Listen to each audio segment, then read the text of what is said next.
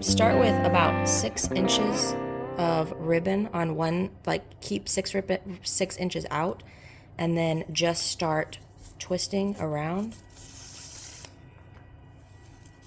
This will be after you've already obviously cut it to size. So twist all the way around. Sorry, I still have 5 feet on here, so it's a little bit long.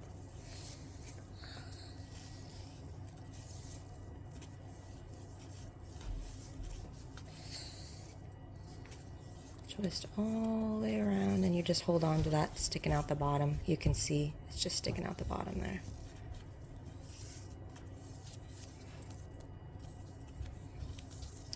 And go until you have about 6 inches on the other side. And then just tie.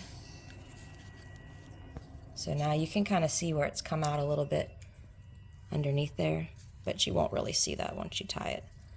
So just tie your bow like you would tie a bow.